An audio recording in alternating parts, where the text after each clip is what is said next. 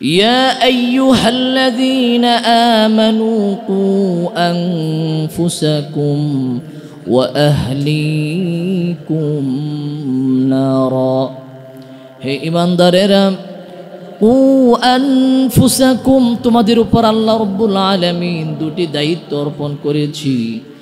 এক নম্বর দায়িত্ব হলো কু আনফুসাকুম, তুমি নিজেকে বাঁচাও।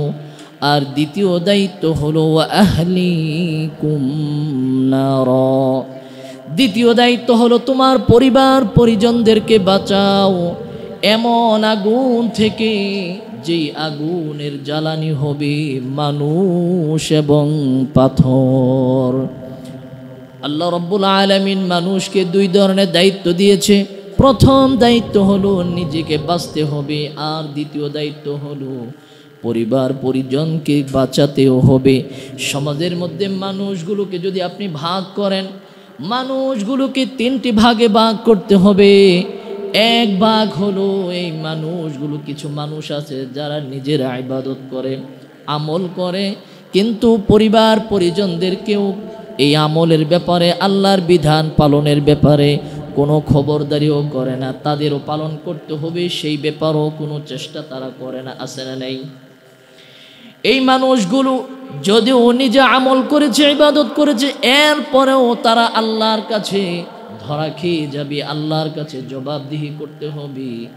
আর কিছু মানুষ আছে নিজেরাও আমল করে না, আর পরিবার পরিজনদেরকে আমল করাতে হবে, সেই ফিকির তো তাদের মধ্যে নাই।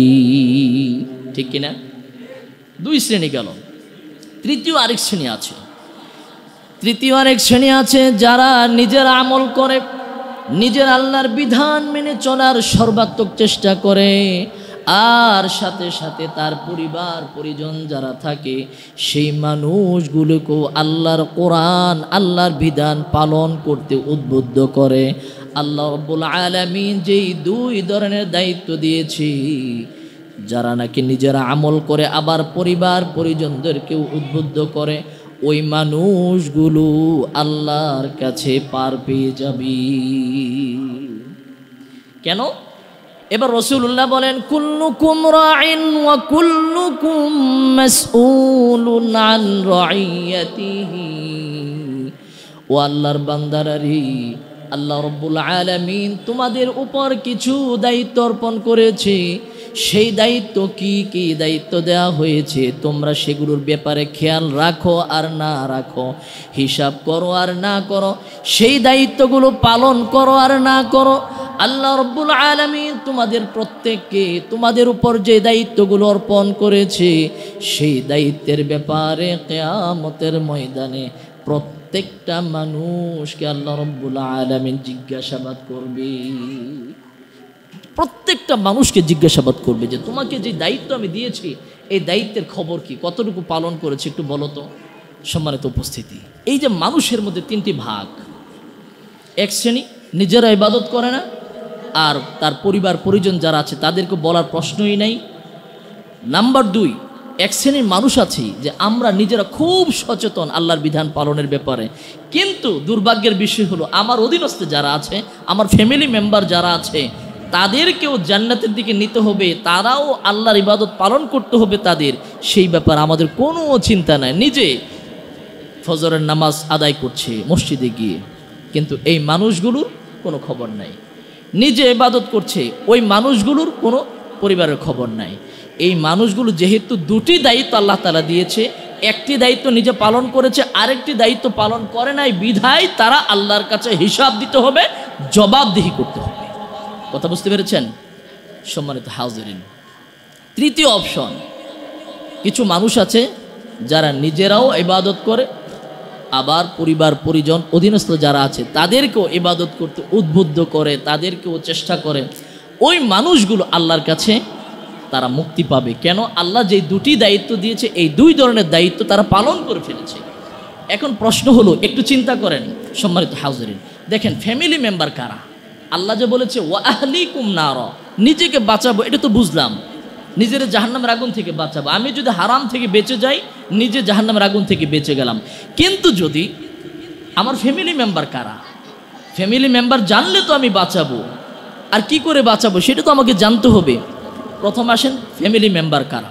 আমরা মনে করি যে ফ্যামিলি হলো আমার আব্বা আম্মা, আমার অধীনে যে সকল আমার আত্মীয় স্বজনরা থাকে, আমার সন্তানেরা, আমার বিবি, আমার ভাই বোন, এরা হলো আমার পরিবারের সদস্য, রাইট? ফ্যামিলি, আহাল শব্দটা অত্যন্ত ব্যাপক অর্থবোধক একটা শব্দ। আপনাকে যখন যেখানে দায়িত্ব দেওয়া হয়েছে, আপনার অধীনে যারা আছে ওই মানুষগুলোর জন্য আপনি ততক্ষণ হলো অভিভাবক, আর ওই মানুষগুলো আপনার ফ্যামিলি মেম্বার, আপনার পরিবারের সদস্য। উদাহরণস্বরূপ আমাকে এখানে আলোচনার জন্য দায়িত্ব দেওয়া হয়েছে, আমি আলোচক, আপনারা হলেন শ্রোতা। এবার আপনারা কতক্ষণ শ্রোতা? আমি আধা ঘন্টা কিংবা 1 ঘন্টা আপনি আলোচনা করব, আপনারা 1 ঘন্টা আমার আলোচনা শুনবেন। আমি হলাম পরিবারের কর্তা, আর আপনারা এখানে যত মানুষ শ্রোতা হিসেবে বসেছেন, আপনারা প্রত্যেকেই এই আধা ঘন্টা 1 ঘন্টা আমার পরিবারের সদস্য।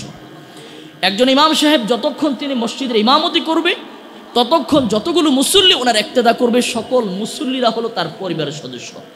একজন শিক্ষক, তিনি 40 মিনিট কিংবা 45 মিনিট তিনি ক্লাসে পাঠদান করবেন, দার্স দিবেন। এবার ওই শিক্ষকের এই যতগুলো স্টুডেন্ট তার সামনে উপবিষ্ট আছে, এই ছাত্রগুলো হলো ওই শিক্ষকের এই 40 মিনিট সময়ের জন্য ফ্যামিলি মেম্বার। একজন শিক্ষা প্রতিষ্ঠানের যিনি প্রধান, এই প্রতিষ্ঠানে যত শিক্ষক আছে, যত ছাত্রছাত্রী আছে, সবাই হলো যতক্ষণ এই প্রতিষ্ঠানে তারা থাকে ততক্ষণ এই পরিবারের সদস্য এই শিক্ষা প্রতিষ্ঠানে। ঠিক তদ্রূপ একজন মানুষ, তিনি কিছু কর্মচারী নিয়োগ দিয়েছেন, সকাল 8টা থেকে বিকাল 5টা পর্যন্ত কাজ করবে। এই যে দীর্ঘ 8 ঘন্টা 9 ঘন্টার জন্য কিছু কর্মচারী নিয়োগ দেওয়া হয়েছে, এই মানুষগুলো এই 8 ঘন্টা 9 ঘন্টার জন্য ওই মানুষটার পরিবারের সদস্য। এবার এই মানুষটার কাজ কি? তার কাজ হলো নিজে জাহান্নাম থেকে বাঁচা, তার ফ্যামিলি মেম্বার যারা তাদেরকেও জাহান্নামের আগুন থেকে বাঁচানো। এই দায়িত্ব দিয়েছেন তিনি কে?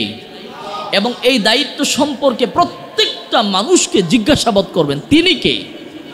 আল্লাহ রাব্বুল আলামিন। একজন মানুষও পার পাবে না যিনি এই দায়িত্বের ব্যাপারে অচেতন, অসতর্ক, তিনাকেও জিজ্ঞাসাবাদ করা হবে, তাকেও হিসাব দিতে হবে। যিনি সচেতন তাকেও হিসাব দিতে হবে, যিনি শিক্ষিত তাকেও যেমন হিসাব দিতে হবে, যিনি অশিক্ষিত তাকেও হিসাব দিতে হবে। কারণ একজন মুসলমান মানেই হলো শিক্ষিত, একজন মুসলমান কখনোই তিনি অশিক্ষিত মূর্খ থাকতে পারে না। সম্মানিত হাজিরিন, আল্লাহ তাআলা আমাদেরকে বললেন যে পরিবারের সদস্যদেরকে বাঁচাও। এবার দেখেন, আমরা যারা অভিভাবক আছি, আমরা প্রত্যেকটা মানুষ আমার সন্তানদেরকে, বাবারা মারা সন্তানদেরকে নিয়ে কত প্ল্যান আমরা করি, কত পরিকল্পনা করি। একজন সন্তান যদি কোনো প্রতিষ্ঠানে ভর্তি হয়, সন্তান সকালবেলা ঘুম থেকে উঠতে চায় না, মা এবং বাবা সন্তানগুলোকে জোর করে ঘুম থেকে উঠিয়ে জোর করে তাকে খাইয়ে এরপরে প্রতিষ্ঠানে নিয়ে যায়, নিয়ে যাওয়ার পরে আবার দুপুরে নিয়ে আসে, দুপুরে তাদেরকে খাইয়ে খাওয়ার জন্য ওই খাবারগুলো রেডি করে। কারণ মার টার্গেট হলো দুপুর 2টা যদি বেজে যায়, 2টায় আবার কোচিং সেন্টারে নিয়ে যেতে হবে। এবার বাবা সারাদিন অফিসে পরিশ্রম করে, আর মা সন্তানগুলোকে নিয়ে কোচিং সেন্টারে দিয়ে রোদ নাই, বৃষ্টি নাই, ঝড় নাই, ঝঞ্ঝা নাই, মানুষের দুষ্ট মানুষগুলোর ইফটিজিংয়ের শিকারও হয়। এরপরেও ওই মাগুলো, ওই বোনেরা সন্তানগুলোকে, তাদের অধীনস্থদেরকে প্রতিষ্ঠানে দিয়ে রাস্তার মধ্যে দাঁড়িয়ে থাকে, আছে না নাই? আবার এই সন্তানগুলো, এই অধীনস্থরা যখন বাড়িতে চলে আসে, রাত যখন হয়, লাঠি একটা নিয়ে শাসন করে আর বলে, সন্তান যতক্ষণ তুমি তোমার হোমওয়ার্ক, প্রতিষ্ঠানের পড়া যতক্ষণ শেষ না করবি ততক্ষণ টেবিল থেকে উঠাও যাবে না, আর রাতের খাবারও তুমি পাবে না, আছে না নেই? কিন্তু দেখেন, এই যে মা বাবা এত চেষ্টা করে, কেন করে? এমন বহু বাবা আছে যারা 1 দিন নয়, 2 দিন নয়, 1 সপ্তাহ অতিবাহিত হয়ে যায়, সন্তানের মুখে তারা বাবা ডাক শুনতে পারে না। কারণ বাবা যখন রাত্রি করে অফিস থেকে বাসায় আসে, সন্তান তখন ঘুমিয়ে যায়। আবার বাবা যখন ঘুম থেকে ওঠে, সন্তান ততক্ষণে বাবাকে আর দেখতে পায় না, সন্তান ততক্ষণে তার প্রতিষ্ঠানে চলে যায়। বাবা এত পরিশ্রম কেন করে? বাবাকে যদি জিজ্ঞেস করা হয় কেন করলেন, বাবা প্রতিটি বাবার একটি জবাব হয়, আমি আমার কলিজার টুকরা সন্তানের ভবিষ্যৎ উজ্জ্বলের জন্যে, সে যেন জীবনে তার কষ্ট করতে না হয়, তার যেন অভাবে থাকতে না হয়, তার প্রয়োজনগুলো যেন সে সহজে মিটাতে পারে। আমি বাবা হিসেবে সেই জন্য এই চেষ্টাগুলো করি। ঠিক কিনা বাবারা বলেন তো এই কথাটা ঠিক কিনা? এবার দেখেন এই যে চেষ্টা কষ্ট আমরা অভিভাবকেরা, আমরা পিতারা করে থাকি, আমাদের বোনেরা, আমাদের মায়েরা এই যে কষ্টগুলো করে সন্তানদেরকে নিয়ে, টার্গেটটা কি? টার্গেট হলো আমার সন্তান যেন তার কর্মজীবনে ব্যর্থ না হয়, কর্মজীবনে যেন ভালো একটা কর্ম করতে পারে, ভালো উপার্জন করতে পারে, তার দুনিয়ার জীবনটা যেন শান্তিময় হয়, আরামদায়ক হয়। কথা কোন ঠিক কিনা? এই জন্য আমরা মা বাবারা কিন্তু এই কষ্টটা করি। কিন্তু একজন বাবা মা তিনি কষ্ট করলেন, অনেক মেহনত করলেন, পরিশ্রম করলেন, কিন্তু 30 বছর পর যখন তার স্টুডেন্ট লাইফ শেষ হলো, যখন কর্মজীবনে পদার্পণ করবে, আল্লাহ রাব্বুল আলামিন বলল, বান্দা তুমি যার জন্য এত কষ্ট করলা তার বিচার মেয়াদ শেষ হয়ে গিয়েছে, আসো আমি আল্লাহর কাছে। এবার বলেন তো আপনি এই যে আমি এত চেষ্টা করলাম, এত কষ্ট করলাম, লাভ কি? সে তো কর্মজীবনটাই পেল না, পেল। এবার আমার সন্তানের স্থায়ী জীবন সূচনা হবে, যাত্রা শুরু হবে। আমার সন্তানগুলোকে গোসল করে সুন্দর কাপড় পরিয়ে দিয়ে, চোখের পানি দিয়ে ভাসিয়ে, আমার সন্তানের গালে মুখে চুমু দিয়ে, সন্তানকে আতর গোলাপ দিয়ে সাজিয়ে তার আসল গন্তব্যের জন্য, আসল বাড়ির উদ্দেশ্যে ওই পালকি খাটিয়া নামক প্লেনে তাকে যাত্রী বানিয়ে দেওয়া হবে।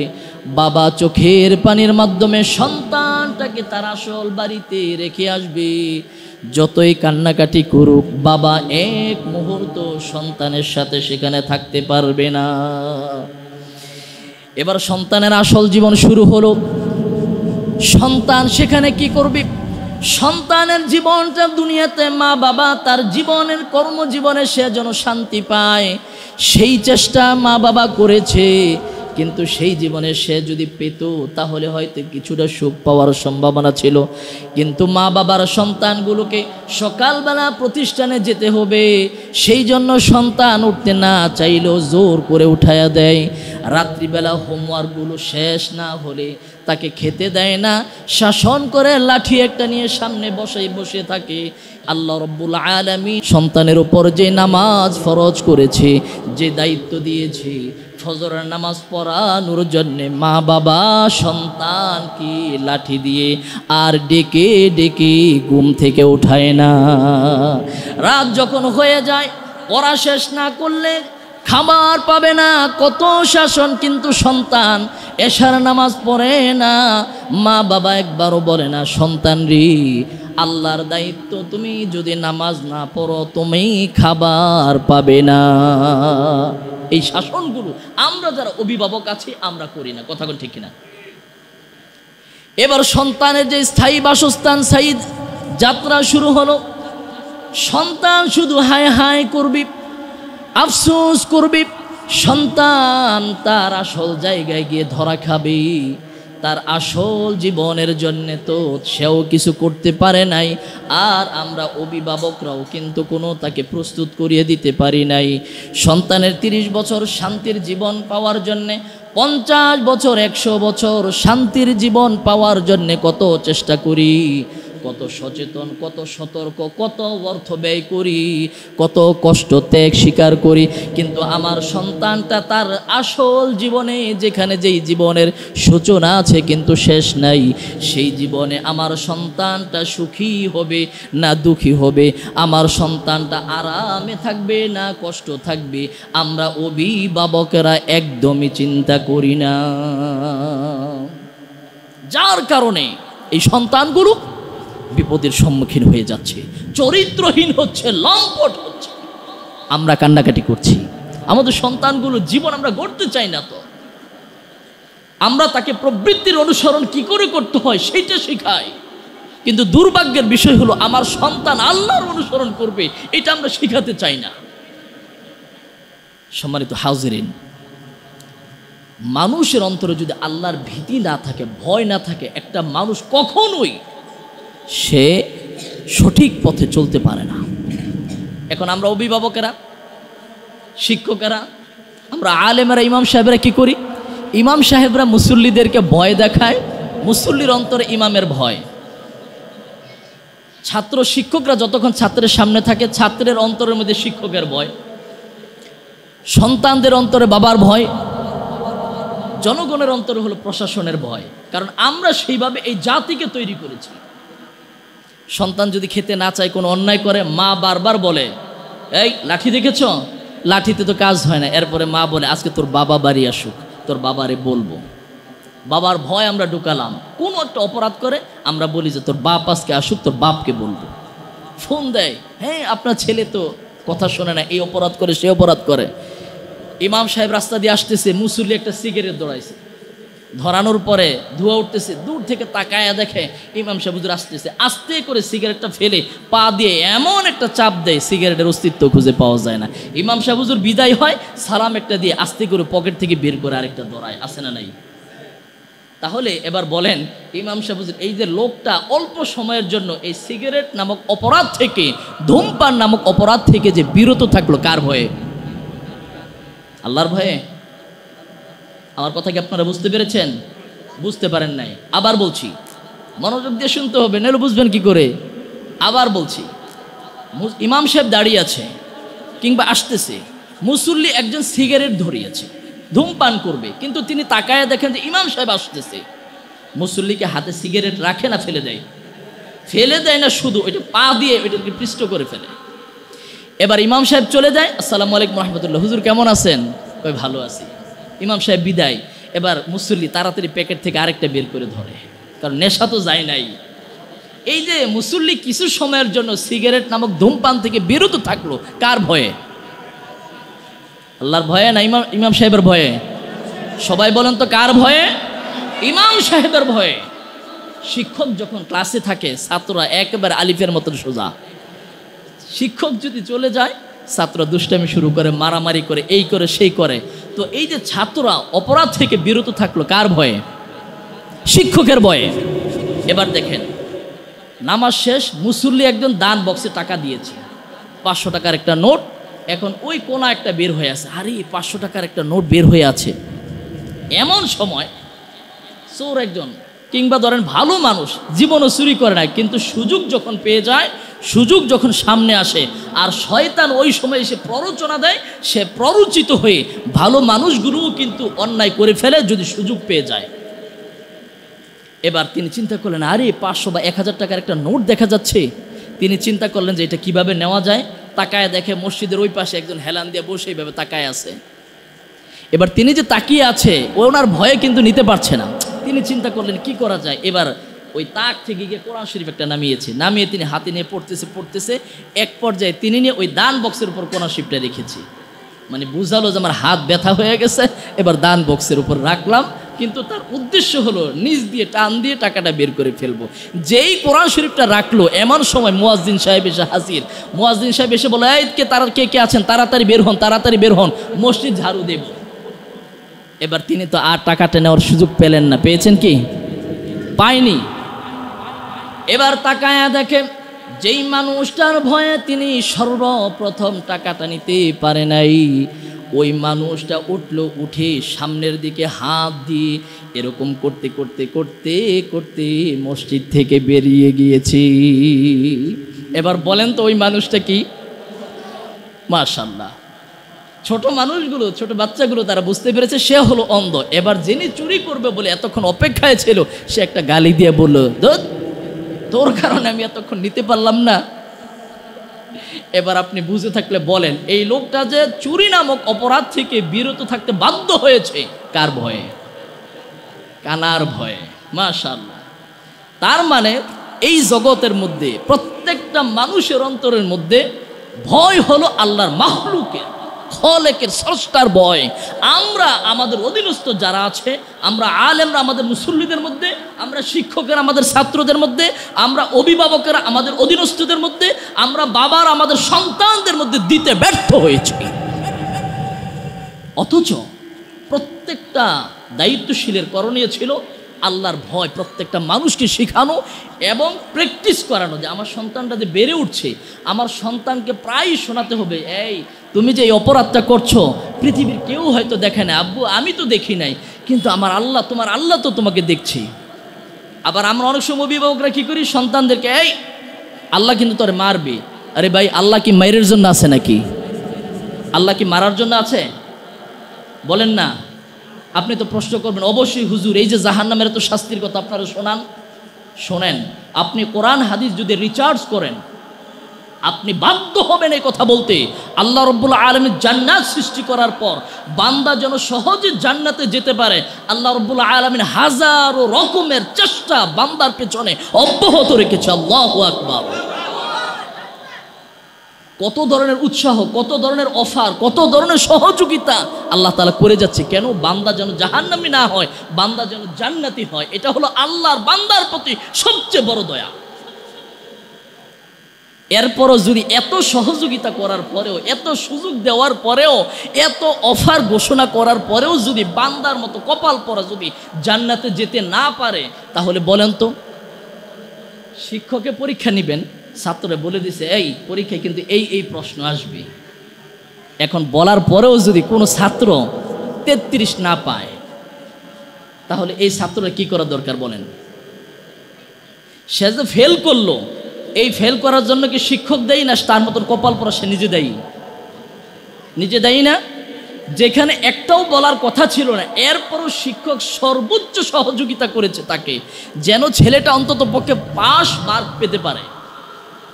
ছাত্র সেটাও পারল না, তাহলে এর মতো হতবাগার জীবনে পাশের কোনো দরকার নাই, ওর জন্য ফেলটাই যথেষ্ট, এটাই উপযোগী। ঠিক তো আল্লাহ রাব্বুল আলামিন তার বান্দাদেরকে সৃষ্টি করেছে, জান্নাত দিয়েছে, জান্নাত সৃষ্টি করেছে, এরপর এই বান্দাগুলোকে জান্নাতে নেওয়ার জন্যে এত চেষ্টা, এত খাদেম নিয়োগ, এত অফার ঘোষণা, সব কিছু করার পরেও যদি কোনো বান্দা জান্নাতে যেতে না পারে, এটার দোষ কি আল্লাহর না বান্দার? সম্মানিত হাজিরিন, আমাদের ব্যর্থতা হলো আমরা আমাদের সন্তানগুলোকে, আমাদের অধীনস্থদেরকে, এই জাতিকে আমরা আল্লাহর ভয় শিখাতে ব্যর্থ হয়েছি।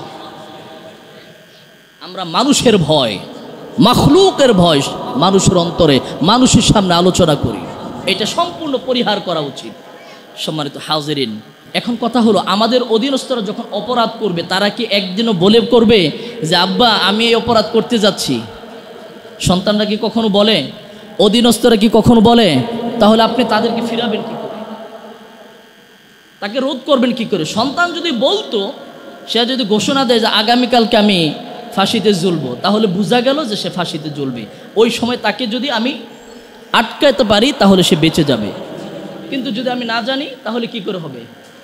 সম্মানিত হাজিরিন, এবার শোনেন, আমাদের সন্তানদের অন্তরে আল্লাহর ভয় সৃষ্টি করতে হবে, বেশি বেশি আল্লাহর ভয়ের কথা। আল্লাহ দেখছে, আল্লাহ অখুশি হবে, আল্লাহ নারাজ হবে, শয়তান খুশি হবে, এই বিষয়গুলো সন্তানদেরকে বারবার তাদেরকে শোনাতে হবে। 1 নাম্বার।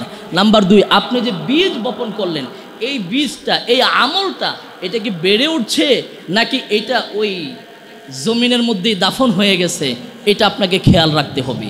আবার এই বীজের অঙ্কুরোদ্গম যদি হয়, সেটাও খেয়াল রাখতে হবে, শাখা প্রশাখা ঠিক মতো বেড়ে উঠছে কিনা।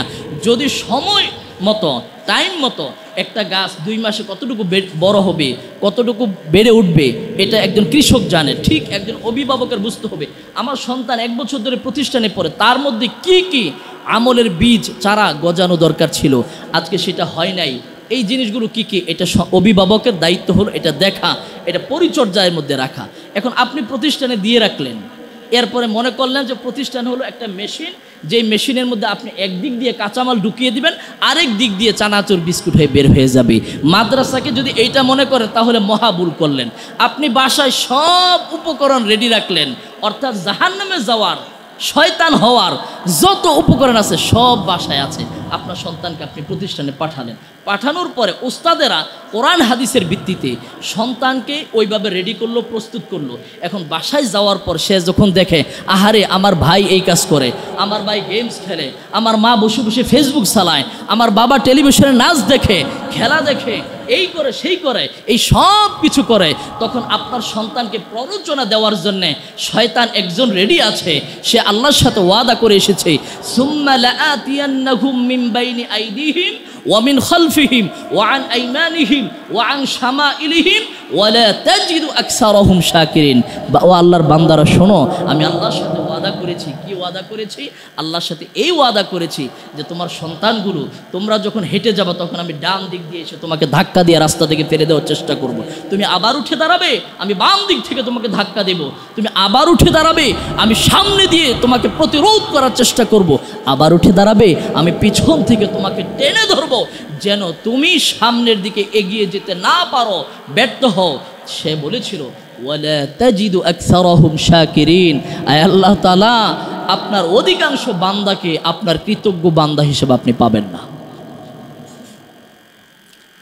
এই প্রতিষ্ঠানগুলো কাঁচামালের মেশিন নয়, এটা আমাকে মাথায় রাখতে হবে। নাম্বার 2, এটা হলো 1 নাম্বার। অভিভাবক যারা আছে, আপনার সন্তানকে আলেম বানানোর আগে আপনাকে আলেম হতে হবে। মাথায় রাখা যাবে, সন্তানকে যদি আলেম বানাতে চান তাহলে অভিভাবক যিনি তাকে আগে আলেম হতে হবে, 1 নাম্বার। নাম্বার 2, আপনি আলেমদেরকে মোটেও ভালো লাগে না, আপনার দাড়ি ভালো লাগে না, টুপি ভালো লাগে না, বোরকা ভালো লাগে না, কেউ এগুলো আলোচনা করলে সেগুলো ভালো লাগে না, আপনি লিখে রাখেন আপনার সন্তান এলেম পাবে না। এই জন্য আলেম হতে হলে আলেমদের সাথে উঠা বসা করতে হবে। বুজুর্গরা, আল্লাহর প্রিয় মানুষগুলো যারা, মুরব্বীদের কথার কিছু দাম আছে। মুরব্বীরা বলেছে, আপনি যদি আলেমদের সাথে মহব্বত রাখেন, ভালোবাসেন, আপনার সন্তান আলেম হবে। সন্তান যদি না হয়, আপনার নাতি আলেম হবে। আপনার নাতি যদি আলেম না হয়, আপনার পরনাতি আলেম হবে। তাও যদি না হয়, আপনার বংশে আল্লাহ রাব্বুল আলামিন এমন একজন আলেম তৈরি করে দিবে, যেই মানুষটার কারণে, যে আলেমের কারণে তার পূর্বপুরুষদেরকে আল্লাহ তাআলা ক্ষমা করে দিবে। সেই জন্য দ্বিতীয় কাজ, আলেমদের সাথে মহব্বত রাখতে হবে, তাদের সাথে সুসম্পর্ক রাখতে হবে, তাদের সাথে উঠা বসা চলাফেরা মহব্বত তৈরি করতে হবে, অন্তর থেকে, ঘৃণা নয়, তাদেরকে বাঁকা চোখে দেখা নয়, তাদেরকে নিয়ে কটাক্ষ নয়, বরং তাদের সব কিছুকে ভালোবাসতে হবে। নাম্বার 3, এবার আসেন প্রতিষ্ঠানের মধ্যে। প্রতিষ্ঠানে আমরা ছাত্রদেরকে ভর্তি করি। আমার মা কোরআনে হাফেজা। আমি একবার বন্ধের সময় বাড়ি যাব, কোন একটা কারণে শিক্ষক আমাকে, আমার ওস্তাদ আমাকে শাসন করেছিল। তো শাসন করার পরে বেতের যে বাড়ি দিছে ওইটা দাগ পড়ে গেছে। আগামীকালকে সকালে বাড়ি যাব, দাগ হয়ে গেছে। বাড়িতে যাওয়ার পর আমার মা তো এটা দেখছে, দেখার পরে আমাকে এমন শাসন করছে, হুজুরে কি শাসন করছে আমাকে। আমার মা আরও বেশি আমাকে মনে হয় যে আমাকে মেরেই ফেলবে। যাওয়ার পরে আমার মা দেখেই, আমার মা বলেছে, নিশ্চয়ই তুমি কোনো অপরাধ এমন করেছো, নতুবা শিক্ষক তোমাকে কেন শাসন করবে? কি অপরাধ করেছো? তোমাকে অপরাধ করার জন্য তো সেখানে পাঠায়নি, তুমি অবশ্যই অপরাধ করেছো, বলো কেন অপরাধ করলা? বলেন তো কি বলবো? যেই জায়গায় আমি ঢাকা থেকে প্ল্যান করে গিয়েছি আমার মার কাছে বিচার দিব হুজুরের নামে, আমার মা তো আমাকে উল্টা যা দেওয়ার দিল। বিচার তো দূরের কথা, ওই দিন থেকে আমার মনে এমন ভয় ঢুকছে, জীবনে কোনোদিন আর ওস্তাদদের নামে মার কাছে গিয়ে নালিশ করি নাই।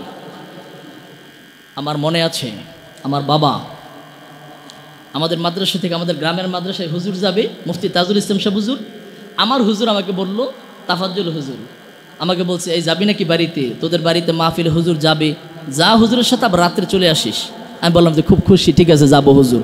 আমি বাড়ি গেছি, যাওয়ার পর আমার বাপ আমাকে, আমার আব্বাজান আমাকে দেখেছে। আমি মনে করছি আব্বাজান খুশি হবে, আমি সুন্দর করে গিয়ে সালাম দিছি। আহারি, সেদিন আমার মা যদি না আটকাতো আমার মনে হয় আমি শেষ ছিলাম। কেন আমি বাড়িতে গেলাম? নিশ্চয়ই আমি হুজুরের কাছে বলেছি, ছুটি চেয়েছি, এই জন্য হুজুর আমাকে ছুটি দিয়েছে, নাহলে আমি কেন গেলাম? এমনি এমনি তো আমরা, আল্লাহ তাআলা আমাদেরকে এই পর্যন্ত আনে নাই। ছাত্র কেন আলেম হয় না? আমরা ব্যাকুল হয়ে যাই। ওস্তাদদের ব্যাপারে আমরা অভিযোগ তুলি, ওস্তাদ শাসন করে, ওস্তাদের শাসন করার অধিকার আছে, এই অধিকার আপনাকে নিশ্চিত করতে হবে। আপনি সন্তানের বাপ, আপনাকে ওস্তাদকে সেই পাওয়ার, সেই অধিকার দিতে হবে যে হুজুর আপনি আমার সন্তানকে শাসন করবেন। শাসন করতে গিয়ে অনেক সময় একটু বেশি হতে পারে, কারণ এটা মানবীয় দুর্বলতা। মানুষ অনেক সময় নিজেকে কন্ট্রোল করতে পারে না। কিন্তু শাসন কেন করে জানেন? আমার যে ওস্তাদগুলো আছে, এই ওস্তাদগুলো কি মেহনত করে চোখ দিয়ে তো দেখেন না। এই জন্য সন্তানকে যদি একটা বকা দেয়, কিছু একটা করে, এসে হুমড়ি খেয়ে পড়ি আমরা। এই ওস্তাদগুলো বিশেষ করে হেফজখানার যারা ক্যান্টনমেন্টের সেনাবাহিনীর কমান্ডার যারা, তারাও এতটুকু নিয়ম শৃঙ্খলা মেনে চলে না। এই শিক্ষকগুলো রাত্রিবেলায় যখনই ঘুমাই তো সবার পরে 4টার আগে তারা উঠে যায়। কেন? ছাত্রদেরকে 4টার সময় উঠাতে হবে। উঠানোর পরে এই ছাত্রগুলোর পড়া শোনে, ফজরের নামাজ পড়ে, নামাজের পরে আবার মেহনত করে ছাত্রদের পড়া শুনতে থাকে। আপনার আমার সন্তানকে নিয়ে এই শিক্ষকগুলো তারা এই চেষ্টাগুলো কষ্ট করছে। নাস্তার সময় 20 মিনিট, ছাত্র ঠিকমতো খাচ্ছে কিনা সব খেয়াল রাখতেছে, আবার এর মধ্যে ঝগড়া মারামারি করতেছে কিনা এগুলো তাদেরকে মিটাতে হচ্ছে। ভাই, আপনি এক বাচ্চা নিয়ে বাসায় অস্থির হয়ে যান যে আর পারি না, আর এই মানুষগুলো, এই ওস্তাদেরা আপনার আমার মতো এরকম দুষ্ট বাচ্চা, এই অস্থির বাচ্চা, চঞ্চল যারা নাকি মেধাবী, এগুলোই চঞ্চল হয় আলহামদুলিল্লাহ। তো এই চঞ্চল বাচ্চাগুলোকে নিয়ে এগুলোকে যে কন্ট্রোল করে রাখতেছে, সেই জন্য তাদেরকে বাহবা দেওয়া দরকার ছিল। এরপরে এই মানুষগুলো তাদের খাওয়া, ঘুম, বাড়ি, সন্তান, পরিবার সব কিছুকে উজাড় করে যে 24 ঘন্টা যে ডিউটিটা তারা দেয় এই শিক্ষকরা, আহারে, এরপরও শিক্ষকদেরকে এসে আমরা শাসন করি। এতটুকু অধিকার তাদের নাই শাসন করার। অভিভাবক হিসাবে আমাদের প্রত্যেককে এটা নিশ্চিত করতে হবে ওস্তাদের কাছে যে হুজুর, আমার সন্তানটা আপনার কাছে দিয়ে গেলাম, এই সন্তানটাকে মানুষ করার দায়িত্ব আপনার। ওস্তাদ যখন শাসন করে, আপনি মনে রাখবেন, এই ওস্তাদ শুধু শাসন করে না, তার কলিজা থেকে আপনার সন্তানের জন্য দোয়া করে। পৃথিবীতে কোনো ছাত্র যদি ওস্তাদের মনে এইটা আসে যে এই ছেলেটা বেয়াদব, এর গার্ডিয়ান বেয়াদব, যদি এটা মনে আসে, আপনি লিখে রাখেন, আল্লাহ কোনো বেয়াদবকে ইলম দান করে না, কোনো বেয়াদবকে আল্লাহ বরদাস্ত করে না। ইবলিসকে আল্লাহ ধ্বংস করেছে শুধুমাত্র বেয়াদবি করার কারণে। আপনাকে এটা নিশ্চিত করতে হবে যে ওস্তাদের মনে যেন এটা না আসে যে এই ছেলেটা বেয়াদব। আমি আমার জীবনে ছাত্রদেরকে দেখতাম যে হুজুর যখন না থাকে, হুজুরের বেত নিয়ে হুজুর সাজে, হুজুরের চেয়ারে বসে, টেবিলে বসে, গদিতে বসে, আছে না? হুজুর যখন চলে যায়, তখন কিছু হুজুরের দ্বারা একটু রাগান্বিত থাকে বা একটু কথা বেশি কয়, হুজুরের কোনো একটা দোষ নিয়ে চর্চা করতে থাকে। এই হুজুর বা এই নামে ডাকে, ওই নামে ডাকে। আমার মা আমাকে এই কথাটা বলে দিয়েছিল যে বাবা, কোনোদিন তুমি তোমার ওস্তাদ, হয়তো ওস্তাদ দেখতেছে না, তুমি ওস্তাদের বেত নিয়ে দুষ্টামি করতেছো, ওস্তাদ দেখলে কষ্ট পাবে কিনা? ওস্তাদ যদি এসে দেখে যে তুমি ওস্তাদের গদিতে বসে আছো, ওস্তাদ এটা দেখলে কষ্ট পাবে না খুশি হবে? কষ্ট পাবে না? এবার আমার মা বলেছিল যে তোমার ওস্তাদ হয়তো দেখে না। আচ্ছা, তোমার ওস্তাদ দেখার পর যে কষ্ট পাবে, কষ্ট পাওয়ার পর তোমাকে যে অসম্মানিত হতে হবে, তুমি যে বরবাদ হয়ে যাবা, এটা করবে কে? তোমাকে ইলমের খাতা থেকে বিতাড়িত করে দিবে, এটা কে করবে? আল্লাহ করবে আমার অপরাধের কারণে। এখন ওস্তাদ তোমাকে যদি নাও দেখে, তুমি যা করতেছো, তুমি যে ওস্তাদের পেছনে পেছনে গালি দিচ্ছ, সমালোচনা করছো, ব্যঙ্গাচ্ছ, তুচ্ছ তাচ্ছিল্য করতেছ, ওস্তাদ দেখে না, কিন্তু তোমার আল্লাহ তো তোমাকে দেখতেছে। আর সেই আল্লাহই তো তোমাকে অসন্তুষ্ট হয়ে এই রাস্তা থেকে তোমাকে সরিয়ে দিবে। এই জন্য কখনোই তুমি এটা করবে না। সম্মানিত হাজিরিন, সন্তানদেরকে এই শিক্ষাগুলো দিতে হবে। এলেম এটা বড়ই মূল্যবান একটা জিনিস, খুবই দামি একটা জিনিস। এবং আপনার সন্তান যারা এলম শিখে অনেক মর্যাদাবান হয়। আমরা সেই জন্যই তো সব কিছু বাদ দিয়ে আমার সন্তানটাকে এখানে নিয়ে এসেছি, এখানে দিয়েছি। আমরা এতটুকু সচেতন থাকবো, এই সামান্য ত্রুটি বিচ্যুতিগুলো যেন আমাদের দ্বারা না হয়, আমাদের অভিভাবকের দ্বারা যেন ওস্তাদেরা কষ্ট না পায়। পারবো ইনশাল্লাহ? পারবো ইনশাল্লাহ? এটা যদি আমরা করতে পারি, সন্তানগুলো মানুষ হবে। সম্মানিত ভাইরা, আপনারা যারা অভিভাবক বাবা, বদদোয়াটা আমরা খুব বেশি করতে পারি, কিন্তু দোয়াটা করতে পারি না। আল্লাহ নবী বলেছেন, সালাসু দাওয়াতিন মুস্তাজাবাতিন লা শাক্কা ফিহিন্না, 3 ব্যক্তির দোয়া আল্লাহ সরাসরি কবুল করে। আল্লাহর তাআলার কাছে ওই মানুষ নামাজ পড়ার দরকার হয় না, ওযুর দরকার হয় না, তাহাজ্জুদের দরকার হয় না, মন থেকে কোনো কথা বলেছে, এই 3 শ্রেণীর মানুষ সরাসরি আল্লাহ রাব্বুল আলামিন কবুল করে নেন। এই 3 শ্রেণীর মানুষ কারা? দাওয়াতুল মাজলুম, নির্যাতিত, নিপীড়িত, নিষ্পেষিত ব্যক্তি, যাদের প্রতিবাদের কোনো ভাষা নাই।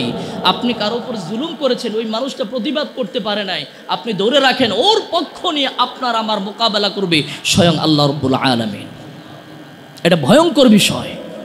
নাম্বার 2, দাওয়াতুল মুসাফির, আল্লাহর দ্বীনের জন্য যারা সফর করে এদের দোয়া আল্লাহ কবুল করে। নাম্বার 3, দাওয়াতুল ওয়ালিদ, মা বাবারে আল্লাহ এমন এক পাওয়ার দিয়েছে, আল্লাহু আকবার। এক টক শোতে আমি শুনেছি, মক্কার গেস্ট ইমাম ছিল কিছু সময়ের জন্য, দেখতে খুব কালো, আদিল আল কালবানি। তিনি এক টক শোতে বলেছিল যে আমি আমার মার বদদোয়ার কারণে মক্কার ইমাম হইতে পারছি। কিসের কারণে? কার বদদোয়া? মার বদদোয়ার কারণে মক্কার ইমাম হয়েছি। উনি বাইরে ঘোরাফেরা করতো, দুষ্টামি হয়তো করতো, পড়াশোনা ঠিক মতো করতো না। মা বলেছে রাগ করে, এতই যখন বাইরে ঘোরাফেরা করো, যাও গিয়া মক্কার ইমামতি করো। আর আমরা কি দোয়া করি? যখন আমরা মা বাবার অসন্তুষ্ট হয়ে যায় আমরা বলি বাইরে পড়াশোনা ভালো লাগে না, ঘোরাফেরা করো, যাও গিয়া রিক্সা চালাও, যাও গিয়া মানুষের বাড়িতে কাজ করো। কথা কোন ঠিক কিনা? এই যে আপনারা কথাটা বললেন, আমি বললাম, আপনি বাবা হয়ে বললেন, আপনার সন্তান যে রিক্সা চালায় আপনার কাছে খুব ভালো লাগবে, খুব খুশি লাগবে। তাহলে আপনি যে রাগ করে কথাটা বলেছেন আল্লাহ তো কবুল করে ফেলবে। সাবধান, কখনোই সন্তানের ভুল দেখে, অন্যায় দেখে কখনোই বদদোয়া করতে যাবেন না। দোয়া যদি করতে হয় সর্বোচ্চ দোয়াটা তার জন্য করুন, প্রতিনিয়ত দোয়া করুন, কেঁদে কেঁদে যার হয়ে দোয়া করুন সন্তানের জন্য। কয়দিন দোয়া করছেন সন্তানের জন্য বলেন তো? আজকে এখানে যারা অভিভাবকরা এসেছেন, আপনার সন্তান হয়তো 6 মাসের জন্য পড়ে কিংবা 1 বছর ধরে পড়ে, এই 1 বছরের মধ্যে 30 দিন দোয়া করেছেন, এরকম আপনি নিজে নিজে প্রশ্ন করেন তো। আল্লাহর কাছে চাইবেন না, আল্লাহ এমনি এমনি দিয়ে দিবে? সম্মানিত হাজিরিন, আল্লাহ দেওয়ার জন্যে রেডি, কিন্তু আমাদেরকে চাইতে হবে আল্লাহর কাছে, দোয়া করতে হবে। সম্মানিত হাজিরিন, যে কথাগুলো বললাম কয়েকটি কথা আপনাদের সামনে তুলে ধরেছি বিক্ষিপ্তভাবে। আল্লাহ রাব্বুল আলামিন যে আয়াত আমরা তেলাওয়াত করেছি, নিজে বাঁচো পরিবার বাঁচাও, আমাদেরকে নিজেকে বাঁচতে হবে, পরিবার পরিজনদেরকে বাঁচাতে হবে।